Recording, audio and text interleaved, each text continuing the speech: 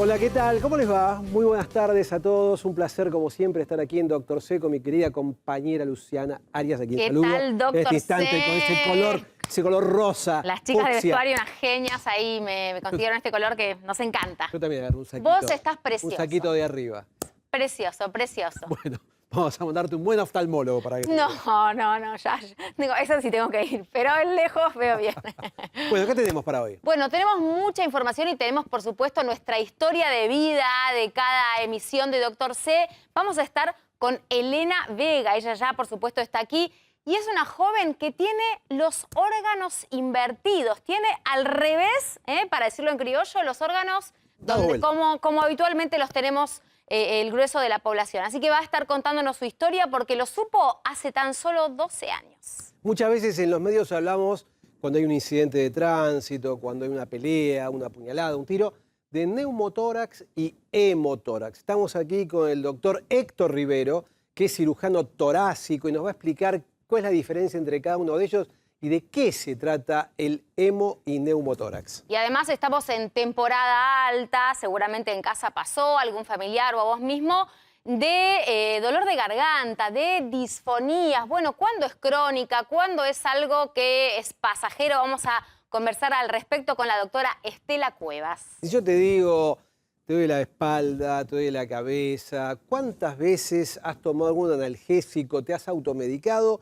por dolor de espalda o dolor lumbar o a veces dolor cervical?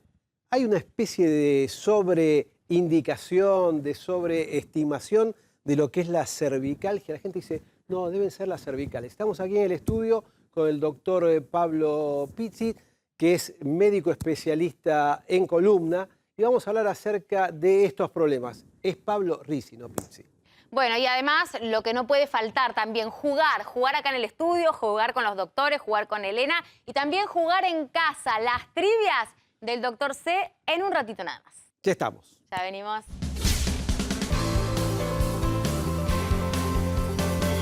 ¿Estás pensando en renovar tu sonrisa? En los consultorios del doctor Cristian D'Agata tienen la solución. Mirá.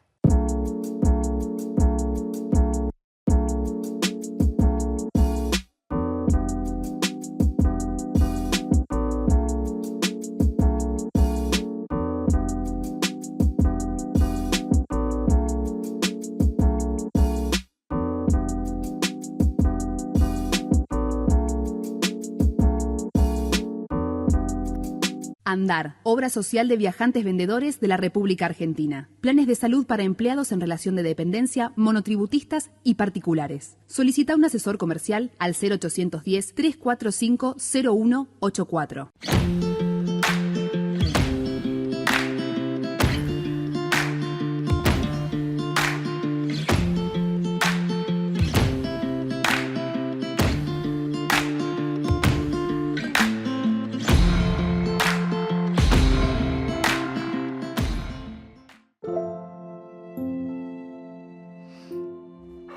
Salud es dormir con tranquilidad porque tenés quien te proteja. Por eso Medife te brinda los mejores profesionales y centros médicos. Medife está conmigo, con el respaldo de Sanatorio Finoquieto. Diagnóstico por imágenes, con tecnología de última generación. Laboratorio de análisis clínicos. Contamos con una planta de 900 metros cuadrados. Biología molecular, panel viral multirrespiratorio y COVID-19. Centro Rossi, cuidándote siempre. Gravitó multivitamínico y multimineral. Aporta energía para sentirse con vitalidad. Vitamina para tus defensas. Acción antioxidante para tus células. Nutre tu organismo con vitaminas y minerales esenciales. Y ahora el nuevo Gravitón Energy. Energía extra para tu actividad diaria.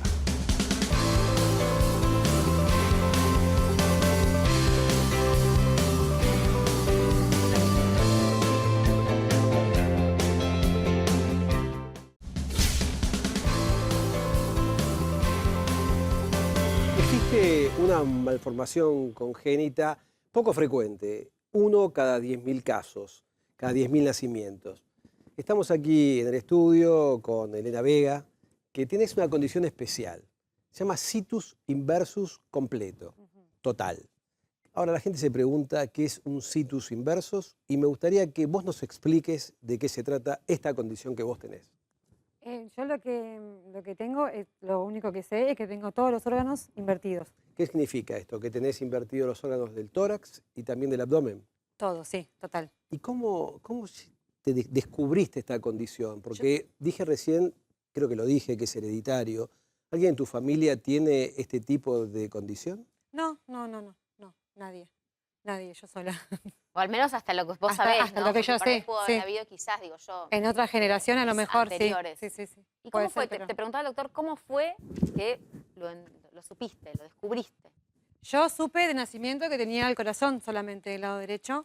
Y para un trabajo, me hice unos estudios y ahí a los 30, tenía 30 años, y ahí me dijeron que tenía todos los órganos invertidos. O sea, vivió muchos Fue un años shock, de su vida. en principio fue un shock. Tenemos una foto ahí de cómo sería la condición normal de un lado y invertida del otro lado. Ahora, cuando te enteraste de esta situación, de esta condición, Ujú. ¿te preocupaste, te Sí, asustaste, sí, pensaste que te sentiste muy diferente a todo el mundo? ¿A qué edad fue eso? A los 30, tengo 42, Ajá, hace 12 años. Sí, no sé tanto. No hace tanto. Pero sí, fue un shock. En principio sí. Sí, porque no sabía de lo que se trataba, no sabía de lo que era.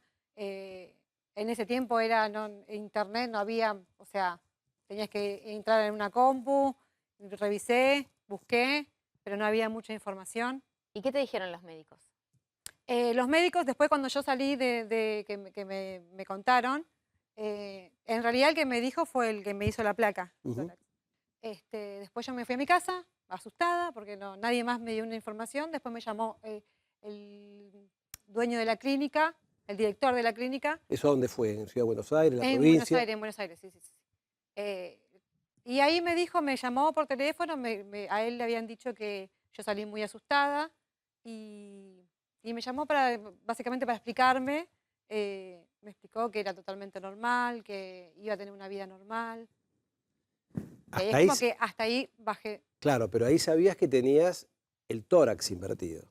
el tórax, sí. Que tenías, digamos, el Sí. pulmón derecho del otro lado, el Sí. izquierdo, y el que era izquierdo estaba del lado derecho. Claro. ¿Y cómo te enteraste del abdomen? No, a mí me dijo que era total. Ah, te dijo que era total. Sí, sí, que me dijo que era total. Pero la radiografía fue una radiografía de tórax. Sí. Y te dijo que era total, porque él Sí, veía la sí. sombra hepática del hígado del otro lado. Sí. ¿Nunca tuviste un episodio de dolor abdominal que hayas ido al médico y te haya revisado la panza? Imagino que sí, de chica. Sí, fui, pero lo atribuía más a lo celíaco, porque soy celíaca. Algo que me haya caído mal, pero más de eso no. Claro, porque, a ver, les explico un poquito a ustedes dos, porque yo soy cirujano. Imaginemos que llega un paciente a la guardia Sí. con un dolor abdominal focalizado en la fosa ilíaca derecha, que puede ser una apendicitis, ¿no? Apéndice del lado derecho. Yo te reviso. En otra época donde empecé a hacer medicina no había tantos métodos diagnósticos, quizás fui a hospitales que eran más precarios, no teníamos tantos instrumentos. O sea, era más clínico. Para mesenografía, claro, el diagnóstico era clínico, ¿no? Entonces tocábamos la panza y tocaba el lado derecho y te podía soltar y te podía doler y podía presumir, si tenías un poco altos los glóbulos blancos, que tenías una apendicitis. Entonces, en esas condiciones te llevo a quirófano. Ponemos los campos quirúrgicos, acá hay un cirujano que seguramente va a corroborar lo que yo digo, y te corto y hago una incisión del lado derecho. Cuando voy a ver ahí, ¿qué me Nada. encuentro? Me encuentro con el colon izquierdo. Digo, ¿cómo? Si yo corté el lado derecho, ¿dónde está el apéndice? Empiezo a buscar y no lo encuentro. Entonces ahí descubro que no tenías una apendicitis, que tenías un dolor en el colon, una colitis, una inflamación del colon, una diverticulitis, y que no tenías una apendicitis. Entonces tengo que cerrarte ahí y te digo, no tenés una apendicitis porque tenés los órganos invertidos. Entonces a veces la complicación principal tiene que ver con eso, con que vos tenés que advertirle a los médicos que tu condición es invertida. Claro, sí. Lo cual es un poco difícil a veces para nosotros instrumentalmente. Estamos acá con el doctor que justamente antes de entrar al estudio, con el doctor Rivero, que me decía que a él le tocó, él es cirujano de tórax, ver un paciente desde el punto de vista torácico con un situs inversus. Así que aprovecho y te pregunto, ¿qué fue lo que pasó con esa paciente? Aprovecho para saludarte, gracias por venir. Bueno, gracias por la invitación. ¿Qué Sí, encontraste? justamente era un paciente que como diagnóstico diferencial había que hacer una enfermedad granulomatosa al mediastino, que en nuestro medio es la enfermedad de Wegener, que se presenta con adenopatías mediastinales y diagnosticar con una enfermedad granulomatosa infecciosa que es la tuberculosis. Y sabíamos por los estudios, como lo dijo el doctor Capulla, que tenía un situs inverso. Y generalmente es un desafío anatómico y técnico abordar, ¿no es cierto?, el mediastino, en este caso por una mediastinoscopía, sabiendo que los órganos, no solamente el corazón, los grandes vasos, cómo desembocan y todo, en los pacientes con situs inverso. Claramente que técnicamente es un desafío, ¿no? Bien, ¿tenés alguna identificación en el caso de que te suceda algo? No, Una chapita, no. un documento. No, todavía no lo hice. Sí, me lo sugirieron muchas veces, sí. Yo a lo sumo advierto que cuando tengo que hacer un electrocardiograma, que tienen que girar todos los... Claro. Invertir todos Invertir los electrodos para poder... Pero por suerte no pasé por un episodio de cirugía ni nada como para... Claro, quizás no se enteró nunca porque quizás tus familiares, no sé si tu padre, tu madre, tuvieron cirugías abdominales o tuvieron cirugías de tórax. Tal vez ellos hayan tenido la condición. ¿Tenés hijos? Sí, tengo 2 hijos. ¿Y no se estudiaron tus hijos? No, nunca los estudié porque... ¿No te interesa? Sí. ¿No te da curiosidad? Sí, a ellos mismos les da curiosidad. ¿Y? Sí, tendría que empezar. Mira, me hubieras avisado, trae el ecógrafo, hacíamos una ecografía acá y descubríamos acá y lo veíamos acá. Lo veíamos.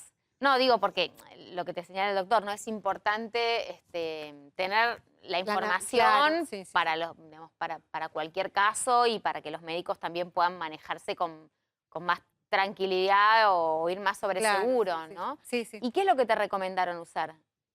Una pulserita o un tatuaje, algo que me identifique en el momento de si llegaba a pasar algo, ¿no? ¿Y tu vida cómo es? Normal, totalmente normal. ¿A qué te dedicas? Diseño de ropa, Ajá.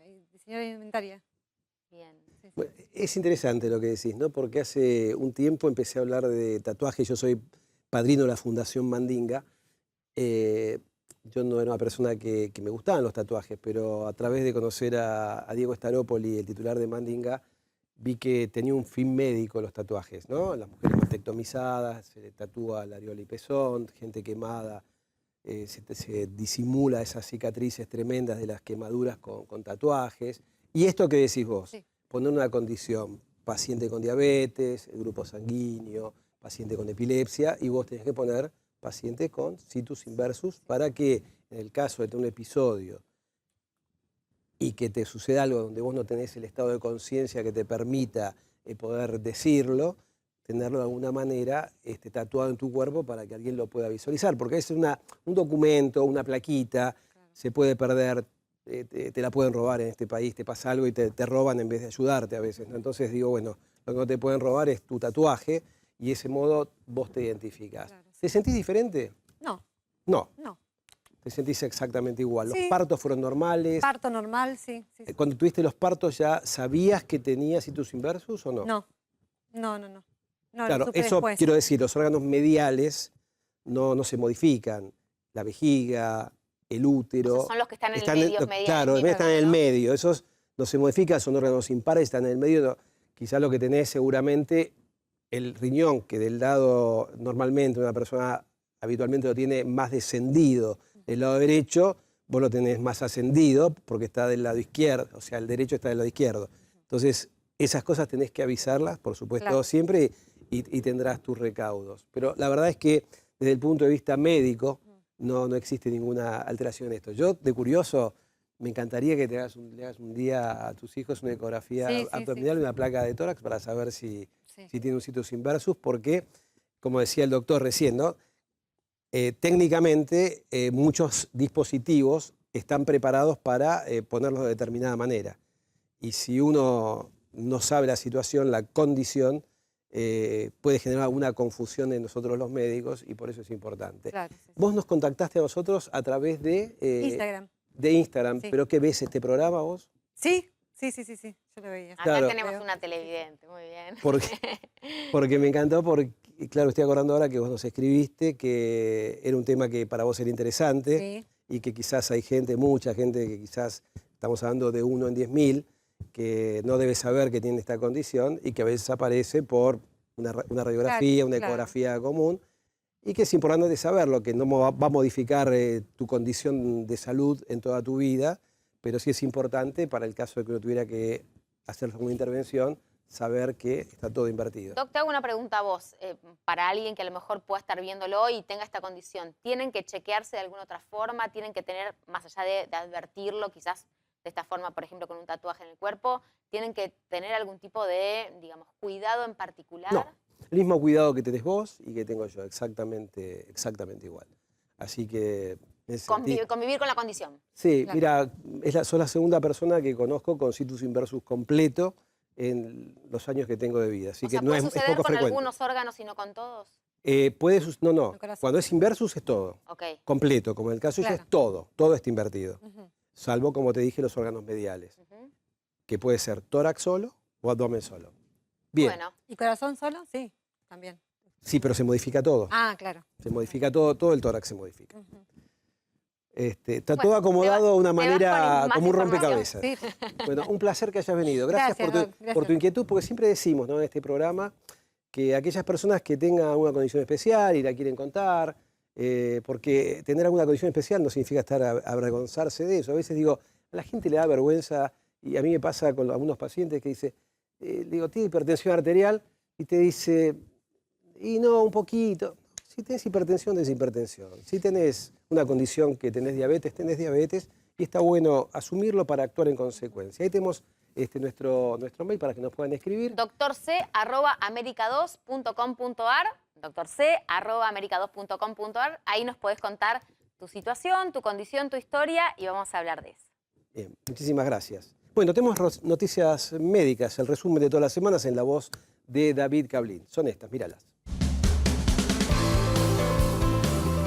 Según los científicos de la Universidad de Strathclyde y la Universidad de Cambridge en Reino Unido, descubrieron que la dislexia no es un trastorno, sino una ventaja evolutiva que hace que las personas estén más dispuestas a explorar. Los expertos sugirieron que la dislexia, que causa dificultad para leer, escribir y deletrear, es una especialización útil y no una condición neurocognitiva como se creía hasta ahora. Investigadores de la Universidad de Milán en Italia descubrieron que la enfermedad grave del coronavirus afecta la función tiroidea a través de una variedad de mecanismos. Durante la enfermedad del COVID-19 de moderada a grave, la aparición de tiroiditis, inflamación de la glándula tiroides, juega un papel importante en la disfunción tiroidea, además de otros mecanismos bien conocidos que actúan principalmente en el eje hipotálamo-hipófisis-tiroides. En un estudio publicado recientemente en la revista Science Advances, investigadores que estudiaron parejas de amigos cuya amistad congeniaba desde el principio, encontraron pruebas intrigantes de que el olor corporal de cada persona era más parecido al de su amigo de lo que se esperaba por casualidad. Y cuando los investigadores hicieron que parejas de desconocidos jugaran juntos a un juego, sus olores corporales predijeron si sentían que tenían una buena conexión. Investigadores del Centro de Diabetes Joslin y del Hospital Brigham and Women's, Estados Unidos, han descubierto que la exposición a temperaturas frías resuelve la inflamación inducida por la obesidad y mejora la sensibilidad a la insulina y la tolerancia a la glucosa en ratones obesos inducidos por la dieta. Los resultados de una nueva tesis de la Universidad de Gotemburgo en Suecia indican que un sencillo método de rayos X debería introducirse como procedimiento rutinario para diagnosticar a más pacientes de edad avanzada y administrarles los fármacos más eficaces. Se trata de un método valioso para diagnosticar compresiones relevantes y mejora significativamente la evaluación del riesgo de fracturas en mujeres mayores, destaca Lisa Johansson, autora de la tesis. Investigadores del Instituto Wake Forest de Medicina Regenerativa de los Estados Unidos han demostrado que las células madre de la orina humana tienen potencial para la regeneración de tejidos. En su investigación publicada en la revista científica Frontiers in Cell and Development Biology, se centran en cómo la actividad de la telomerasa afecta el potencial regenerativo de estos y otros tipos de células madre. Interesante esta última noticia de Mirá la vos de regeneración. las células madre, ¿no? O sea que yo conocí a una persona Anthony Atala, que fue una de las personas pioneras en lo que es regeneración de tejidos. Y él decía, y lo hacía, que con un centímetro cuadrado de tejido vesical, él podía construir una cancha de fútbol con ese tejido. Y ha hecho cosas magníficas, inclusive si lo quieren buscar, en una feria TED, este médico de origen peruano, que al año se fue a vivir a Estados Unidos, mientras está hablando, se está construyendo atrás con una máquina impresora un riñón de manera experimental, que seguramente va a ser el futuro de la ciencia, y se están haciendo válvulas cardíacas por inyección de, así como tinta, pero en vez de tinta, células madre para generar tejidos. Impresionante. Lo que viene es impresionante, porque en el mundo faltan órganos. Nosotros envejecemos, vivimos cada vez más tiempo, no solamente tenemos arrugas, sino también nuestros órganos se deterioran, los riñones, el corazón, el páncreas, el hígado, y van a faltar órganos. De hecho, faltan órganos en todo el mundo. Si hoy uno entra a la lista del INCUCAI, seguramente va a encontrar 7.000 personas que están esperando un órgano aquí en la República Argentina. Bueno, ojalá se siga en ese camino, seguramente así va a ser. Imaginemos, A ver. y solo imaginemos, quiero, no sé, el ejemplo quizás es malo, pero vamos a imaginar. Te enojas conmigo, sacás en este momento un arma blanca y me pones una puñalada aquí. No va a No va a suceder, entre las costillas. Sí. Y quiero preguntarle al doctor, ¿qué sucede en ese caso? Hola, ¿qué tal? ¿Cómo estás? Hola. Vamos a hablar de neumotórax y hemotórax. Me coloca una pincha acá, me coloca una puñalada entre, no sé, tercera, cuarto arco costal. ¿Qué pasa con ese pulmón? Bueno, ahí presenta un caso clínico de emergencia o de urgencia. La herida de arma puede ser arma blanca o de fuego, puede ser accidente directo, puede ser contuso cortante. El tórax tiene una particularidad que se afecta muchas veces por desaceleración brusca también, el accidente. Claro, el accidente de tránsito, la situación de, por supuesto, el cinturón de seguridad, la desaceleración brusca, la inercia que lleva los órganos internos y muchas veces eso, claro, generan cuadros de impacto, por así decirlo, internos. Ahora, el mecanismo que plantea, que es directo, si la profundidad compromete este espacio, por así decirlo, sagrado, que es el espacio pleural, que se encuentra entre la cavidad endotorácica, que es por dentro, y el pulmón, que lo recubre esto, que es la pleura. La pleura es una serosa que permite el normal... Un cuerito. Exactamente, es como un cuerito. Que entendamos un papel celofán finito que recubre por dentro al pulmón y por dentro a la cavidad endotorácica.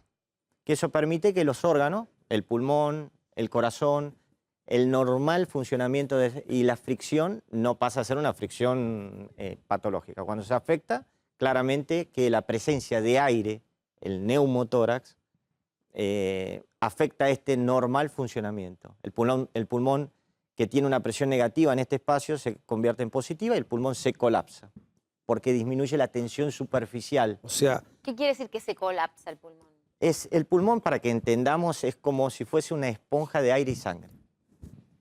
Cuando este aire pasa al espacio pleural...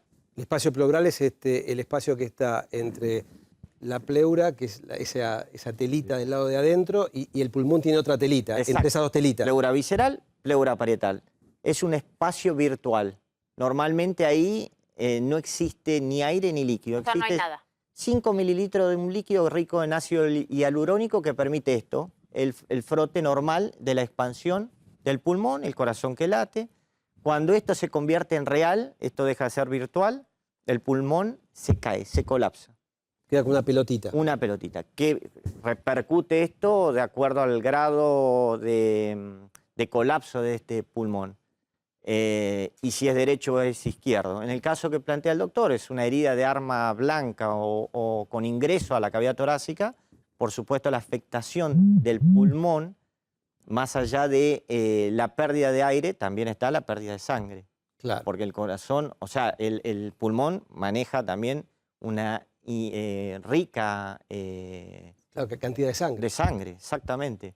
Entonces ya se plantea otro cuadro, o sea, un cuadro no solo del hemotórax, de la presencia de aire, sino de sangre. Entonces sería neumotórax. Exactamente. ¿Y esa sangre dónde se acumula? ¿Dentro del pulmón o entre el pulmón y la pleura parietal? En el espacio pleural. Entre el pulmón y la pleura parietal que está recubriendo. Entonces me imagino esto, si sigue sangrando, exacto, el pulmón cada vez queda más chico. ¿La persona muere ahí? No. Hay una cosa que es, depende del trauma, del grado del trauma, ¿no? Cuanto más cercano, eso un cirujano torácico Braco, que fue argentino, hizo una clasificación. cuanto más cercana al área 1, cercana a los, no solamente al corazón, sino a los grandes vasos, va a ser más grave el cuadro. Por supuesto, la pérdida sanguínea es diferente. Entonces, claramente la urgencia es mayor. Ahora, si se produce nada más, solamente el mecanismo del neumotórax o hemoneumotórax y permite, ¿no es cierto?, tomar medidas como para que el paciente no entre en crisis, como ser la colocación de un tubo de tórax. Está bien, pero con un solo pulmón la persona puede ir respirando hasta llegar a una sala de emergencia. Sí, sí, puede ir respirando. ¿Cuánto tiempo puede estar en esa condición aproximadamente? Depende si es del lado derecho, si es del lado izquierdo. Del lado derecho es menos tolerado. ¿Por qué? Porque el neumotórax o hemoneumotórax del lado derecho generalmente tiene una repercusión hemodinámica porque colapsa y hace un cliqueamiento del mediastino y no permite la llegada de sangre. O sea, lo que es la cavidad derecha, la vena cava superior, la vena cava inferior, llevan la sangre de los miembros inferiores, todo lo que sea el hemicuerpo inferior, hemicuerpo superior, la cava superior. Al cliquearse el mediastino, se transforma en hipertensivo y tiene repercusión hemodinámica. Héctor, ¿estas situaciones se dan solamente cuando hay un accidente, un golpe, o puede suceder, digamos, sin una causa así como traumática, espontánea, por llamarlo de alguna manera? Perfecta, excelente el planteamiento de la consulta.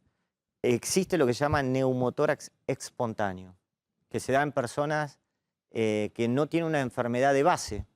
Entonces debutan generalmente en reposo y genera un cuadro que puede ser de disnea, o sea, la falta de aire que es simple, o sea, Empieza a sentir que no puede respirar. No puede respirar o que le falta el aire, que de repente dice recién o quiero hacer ejercicio y me está costando, o quiero ir a... y empieza a tener esta dificultad. Y eso motiva la consulta. O puede ser que presente la disnea y el dolor, o sea, el dolor torácico, en dolor en puntada de costado, así descripto, porque la pleura, esto que hablamos, que lo que recubre al pulmón por fuera, o sea, la cavidad endotorácica, es muy rica en inervación. Entonces genera dolor. Y muchas veces genera un dolor que es referido al hombro derecho, por ejemplo, cuando se da en el lado derecho, o al hombro izquierdo, cuando se da en el lado izquierdo.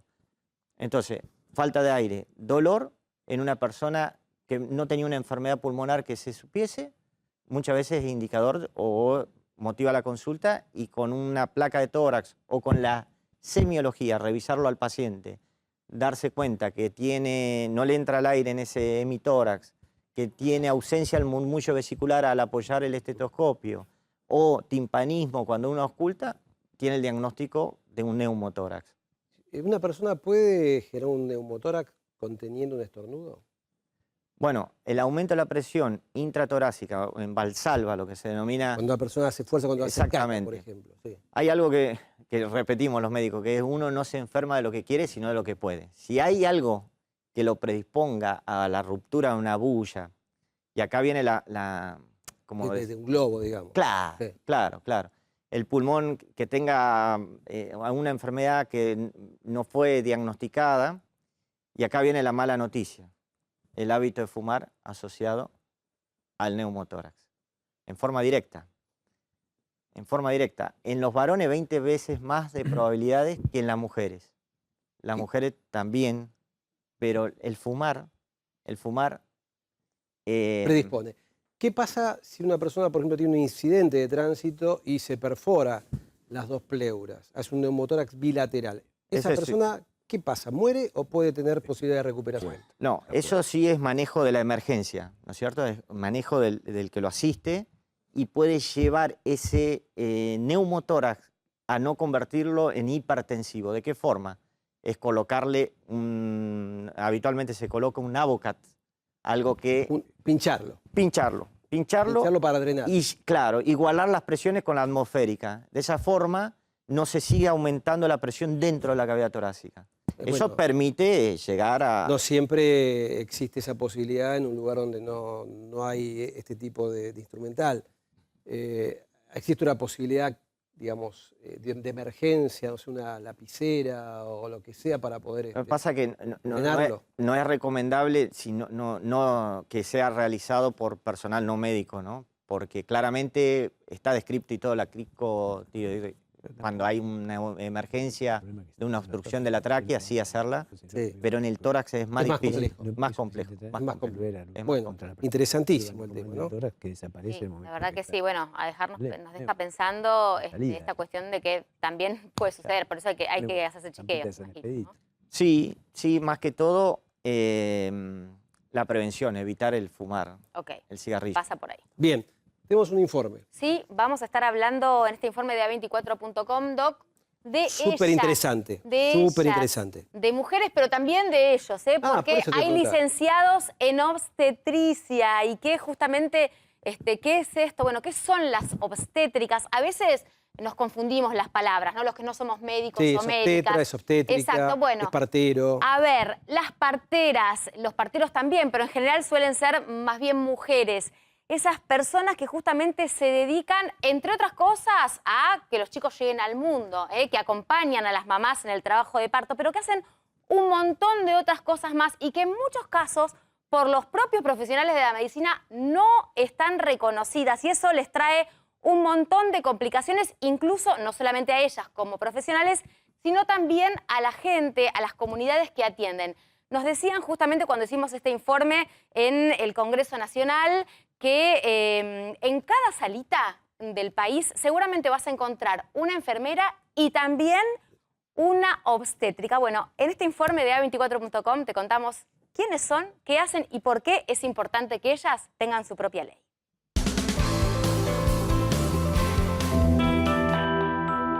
Se las conoce como parteras, pero su labor va mucho más allá. ¿Qué son y qué hacen las obstétricas? Las obstétricas tienen capacitación para poner y remover anticonceptivos como el DIU o el implante subdérmico, que se conoce como chip. En 2020 se registraron 41 muertes por cada 100.000 nacidos vivos, algo que se duplicó en las provincias del norte. Además, todos los años hay más de 50.000 nacimientos de embarazos de niñas y adolescentes. Entre 15 y 19 años, 7 de cada 10 de esos embarazos no fueron intencionales. Entre las niñas menores de 15, esa cifra se eleva a 8 de cada 10, la mayoría producto de abuso y violencia sexual. A pesar de su importancia y de que están en la primera línea de atención, las obstétricas no siempre pueden cumplir con eso para lo que están preparadas. Así accesible es, pero así delimitado y restringido está para ofrecer prestaciones, por ejemplo, como la dispensa o la colocación de métodos anticonceptivos de larga duración, donde en algunas provincias del país lo tienen explícitamente prohibido. Desde la ONU, así como desde distintas fuerzas políticas, asociaciones obstétricas y también el propio Ministerio de Salud, impulsan una ley que buscará regular y jerarquizar esta profesión. En 2019, un proyecto obtuvo media sanción, pero al pasar al Senado ni siquiera se trató y perdió estado parlamentario. Ahora, vuelven a intentarlo. ¿Por qué esto es importante?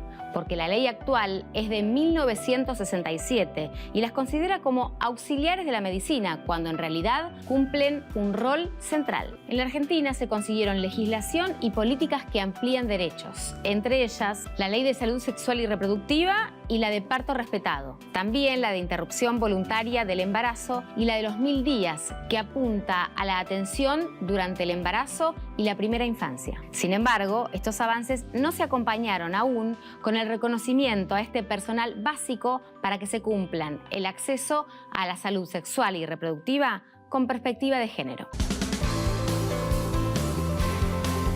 Muy interesante, te felicito, porque Muchas gracias. hay cosas que no sabía y aprendí aquí. Bueno, muchas gracias, muchas Pero me gracias. parece importante siempre el reconocimiento como profesionales. Muchas gracias. Muy Sí, importante. es muy importante la tarea que ellas llevan adelante. Sumamente. Y justamente, ¿por qué necesitan esta ley nacional? Porque hoy en día dependen de las legislaciones provinciales y aunque están capacitadas para hacer mucho más de lo que hacen, no lo pueden hacer justamente porque en estas provincias donde no se los permiten, no tienen Se esa contrapone, chance. claro. Por eso hablábamos de la cantidad, por ejemplo, de embarazos adolescentes que hay, porque si ellas pudieran ejercer su profesión de la forma en que para las que están capacitadas, esto realmente disminuiría y está comprobado en buena parte del mundo. Excelente. Qué Bueno. consulta frecuente, ¿no? Que uno va al médico, se levanta con dolor de espalda. Y además vos empezaste a decir cómo nos incorporamos, cómo nos paramos, cómo es nuestra postura. ¿Cómo nos sentamos E todo el inmediatamente día? todos empezamos, viste, a reírnos y a darnos cuenta que a veces tenemos unas posturas de terror. Sí, la ergonomía. Gracias por estar acá, el doctor Ricci, un placer, especialista en columna. Te llamé el otro día justamente por este tema de las lumbalgias, las cervicalgias. Hay una sobrevaloración de que la gente dice, no, son las cervicales, siempre son las cervicales. Entonces, creo que hay un sobrepedido de estudios, de resonancias, de columna. ¿Esto es tan así o estoy equivocado? No, es bastante así. Tenemos una columna ahí, ¿nos puedes mostrar? Sí. Un poco el medio y también las dudas y la incertidumbre de la gente lo lleva un poco a eso o ese miedo de quiero que me hagan la resonancia magnética o quiero tener tal estudio para estar seguro de que no tengo nada. Claro. Y la verdad es que no tiene mucho sentido y hay una sobreindicación de estudios complementarios que no son realmente muy necesarios. La consulta de cervicalgia es una consulta extremadamente frecuente y no por el boca a boca entre la gente. ¿Puedes mostrar las cervicales ahí donde están ubicadas? Las cervicales están acá arriba. Esta es la son 7 columna vértebras. normal, ¿no? Esto es una columna completa normal. Completa. Tenemos normalmente 7 vértebras cervicales. Las dos primeras son vértebras muy distintas, que son el atlas y el axis, que son las únicas vértebras distintas a todas las demás, con sus características propias. El atlas particularmente no tiene cuerpo vertebral. Esto es la base del cráneo, digamos, no para que la gente... Esta es la base del cráneo. ¿Sí? Todas las demás vértebras tienen un cuerpo vertebral que va haciéndose más voluminoso a medida que vamos bajando y vamos llegando al sector de la columna torácica o el sector de la columna lumbar. La cervical tiene esta característica especial, la primera, la segunda, y a partir de la tercera sí toman todas el mismo formato, 3, 4, 5, 6, 7, esas son nuestras vértebras cervicales. Y les venía diciendo que es bastante común y no solamente entre la gente, es un poco también la derivación de médicos y de colegas que ante un mareo, por ejemplo, vaya a ver al traumatólogo porque esto es de origen cervical. Cosa que en algunos casos es bastante cierto, ante el zumbido de oído, ¿no? Los famosos acúfenos o zumbidos de oído, vaya a ver porque esto es cervical. Y un poco siempre yo insisto en decirle a la gente, a mis pacientes y a mis colegas también, que a veces puede ser cervical, pero que a veces es bastante más importante investigar otras causas, ¿no? Cuando uno dice, bueno, tengo una persona que tiene 70 años y tiene mareos, a mí me parece bastante más importante, más que estudiar la columna cervical, es estudiar las carótidas y cómo está su irrigación. Porque eso puede llegar a ser algo de origen absolutamente distinto. Bien, interesante lo que decís. Acá hay dos arterias que pasan, que son las arterias vertebrales. ¿Influye mucho en los mareos esto? No. Eso también es medio mito, ¿no? Que la insuficiencia vertebral da mareos y sobre todo mareos, ¿no? Da vértigos. Y eso se cae solo cuando de repente la consulta por mareos la hace un paciente que tiene 16 años. Claro. O 18. Entonces uno dice, la verdad que tener una insuficiencia vertebral, una insuficiencia de arteria vertebral a esa edad es altísimamente frecuente, salvo que tenga una malformación congénita. Una pregunta así. Pero es algo bastante común. Ese síndrome, hoy por hoy, nosotros, síndrome, conjunto de síntomas y signos en medicina, ese cuadro, hoy por hoy, particularmente lo adjudicamos mucho a todo lo que es la irritación de unos nervios que se llaman pares craneanos, que son nervios que salen directamente del cráneo y que van a distintas zonas de nuestra cara y a la parte más alta de la zona justamente suboccipital. Como son nervios que salen en forma directa, están muy afectados por las contracturas musculares.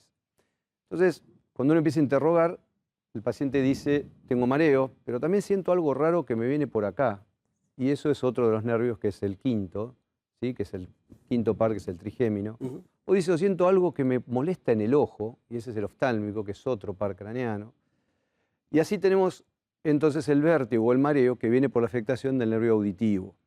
El nervio auditivo no solamente nos permite oír, sino que es el que se encarga también de nuestro equilibrio. Y ahí aparece nuestro cuadro que es mucho peor que un mareo común, sino que es algo bastante más intenso y bastante más molesto y que nos evita, si estábamos hablando hace un ratito de cosas de la vida cotidiana, con un cuadro de vértigo difícil no pueden ni llegar al canal. Claro, obviamente. Es un universo que ves de gente que consulta por presunción de que el problema que tiene es cervical.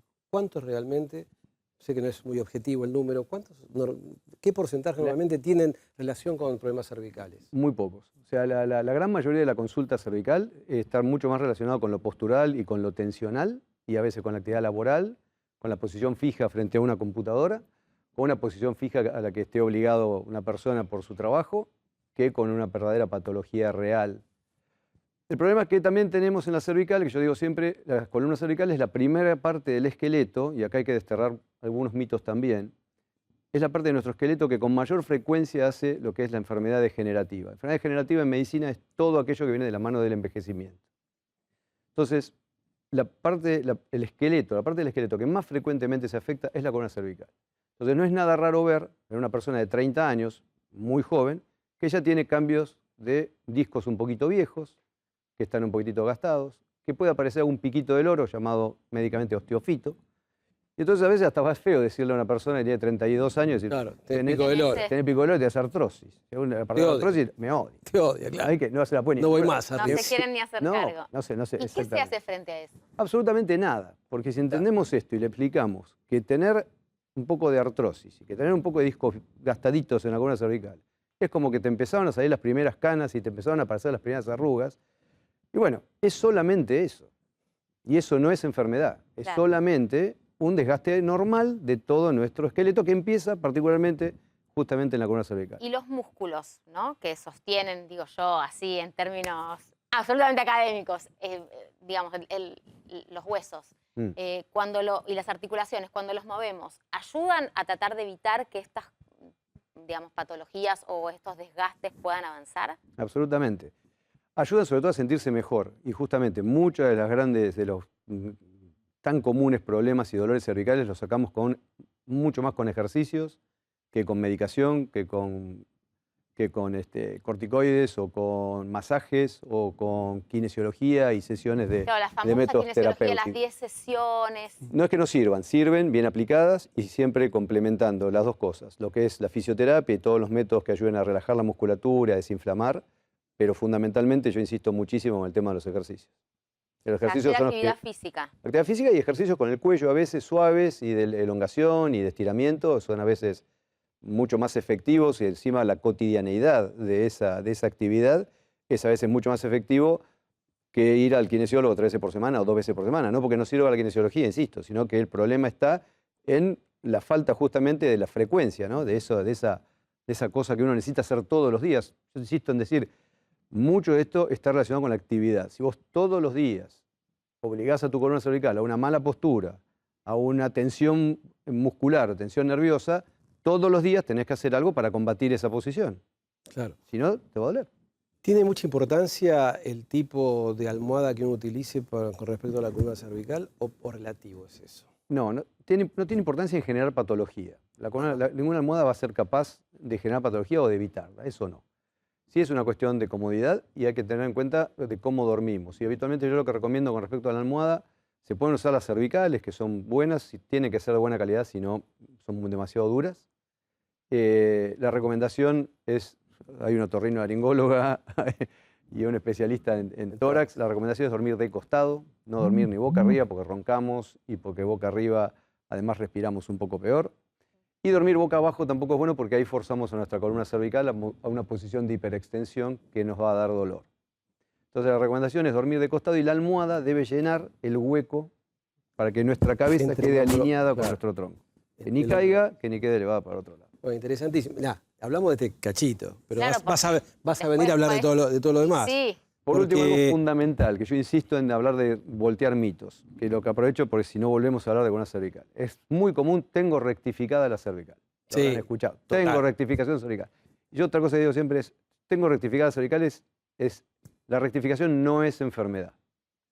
Bien. La rectificación es una postura, es una posición. Es más, hasta me atrevo a decir, la rectificación no existe, porque estudios han demostrado que la verdadera curvatura, nuestra cervical tiene una curva Sí. que puede ser mayor o puede ser menor, ¿sí? Pero El rango es enorme, es enorme. es enorme y es Difícil. todo considerado normal. Bien. La rectificación no es una enfermedad. Excelente. Gracias. Te vamos a invitar para seguir con la columna. Claro, hay mucho todavía por hablar. Bueno, Y tenemos trivia. y hay mucho por hacer, jugar, Las Vamos trivias a de las Doctor trivia y van a participar todos ustedes, les aviso. Vos también. Preparados, preparadas en casa para jugar. Momento de las trivias de Doctor C. A mí me encanta la trivia. Sí, a mí también. ¿A vos también? Sí. Van a participar todos ustedes por un gran premio que lo va a ceder gentilmente Luciana. ¿No? Como cada semana. Como cada semana. Ahí va. Pero les aviso que todos pierden acá. Vamos con la primera trivia. A esmerarse, dale. Bien. ¿Qué es? A ¿Qué es ver. la dinofobia? Temor a. A ver, opciones. 1, las pirámides. 2, los reptiles. 3, los dinosaurios. 4, los mareos. 5, la suciedad. Y 6, la etapa jurásica. ¿Qué es la dinofobia? Comenzamos por la punta, por el doctor Risi. A ver, doctor. ¿Qué opinas? Yo diría que a los reptiles. A los reptiles. ¿Estela Cueva? Yo diría los dinosaurios. Los dinosaurios por la dinofobia, es lógico. Doctor. Héctor. Yo porque lo escuché al doctor a los mareos. A los Al mareo y al vértigo. Ajá. Elena. Mareos. Mareos. A ver. Muy bien. Ya creo que alguna persona por lo menos está accediendo de 6, a por lo menos el Mirá. transfer de 6 lo Ahí tiene. está, los mareos. Así es. Justamente, es esa, la opción 4. Muy bien. La opción 4. Ahí está, la dinofobia es el temor a los mareos. No debemos confundir esta fobia con el miedo a las alturas, que eso es acrofobia, ya que en la dinofobia el objeto fóbico es el vértigo y no las alturas. Bueno. ¿Quién acertó esto? ¿Vos? Yo, No, yo no. ¿Y vos? yo acerté. Mentira. Vamos, era- vamos. Me parecía. Desde Bien, vamos con la segunda trivia. Dale, vamos con Que la se nos va el número 2. programa. A ver, ¿cuánto mide y de qué nacionalidad es el hombre más alto del mundo? 2 metros 13 y de Singapur, 2 metros 21 y de Islandia, 2 metros 32 y de Etiopía, 2 metros 43 y de los Países Bajos, 2 metros 51 y de Turquía, o 2 metros 64 y de Rusia. ¿De qué lugar es el lugar? Es el hombre más alto del mundo y de qué lugar. Risi. 3. El 3 dice de Etiopía, Etíope. 2 metros 32. ¿Estela Cueva? 5. El 5 de Turco. Turquía, 2 metros 51. Ocurre. Profesor. El 3. El 3 también Etiopía. dice de Etiopía. ¿Y Elena? Turquía. Turquía. Ah, bien. mira, las chicas vamos con Turquía. Bueno, bien, bien. perfecto. Creo que hay gente que va rimando el bochín. A acá, ver, ¿no? a ver cómo estamos hoy de Así ganadores, es. Ahí La va, persona las más chicas, alta del muy mundo, bien. viva, quiero decir, viva, Sí. porque hay un récord en Estados Unidos de 2 metros 72, vive en Turquía, y es este señor, de 39 años, de nacionalidad turca, Sultan Kosen, que mide 2 metros 51. Tiene en su haber 2 récords Guinness. Es el hombre vivo más alto del mundo y es también el que tiene las manos más grandes del mundo. Si mal no recuerdo, 28 centímetros y medio cada mano. Ahora, ¿esto Fue- es una condición, una enfermedad? Es una enfermedad porque él tiene una acromegalia, una hipersecreción de hormona de crecimiento que se detectó posterior a su adolescencia, Total. por eso creció tanto en largo. Llegaba a los aros de básquet, así agarraba la pelota y la colocaba así. Pero tiene dificultades, fue operado. Última trivia de la tarde. A ver, ¿dónde y cuándo fue realizado el primer trasplante de cara? Opciones. Canadá en 1997, Francia en 2005, Suecia en 1986, el Reino Unido en el año 2011, Rusia en 1968 o Japón año 2001, primer trasplante de cara. ¿Qué dice, doctor Risi?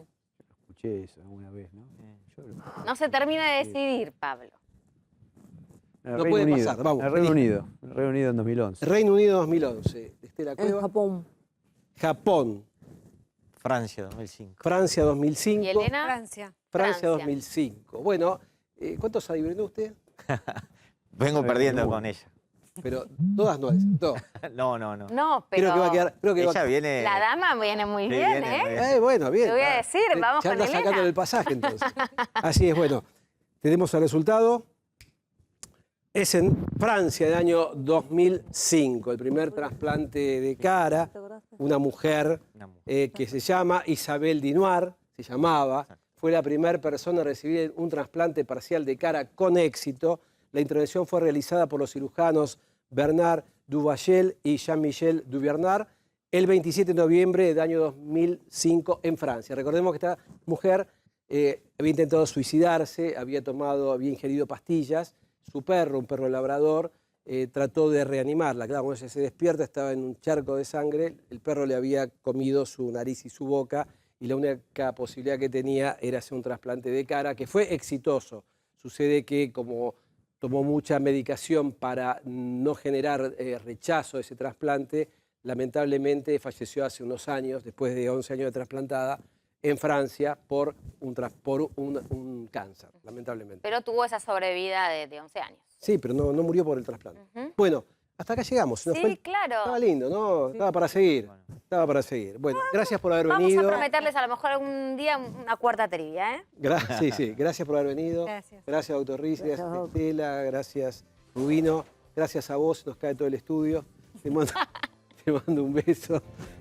Bueno, que lo pasemos lindo. Buena semana. Y a todos ustedes, muchas gracias. Buena semana. Chau, chau.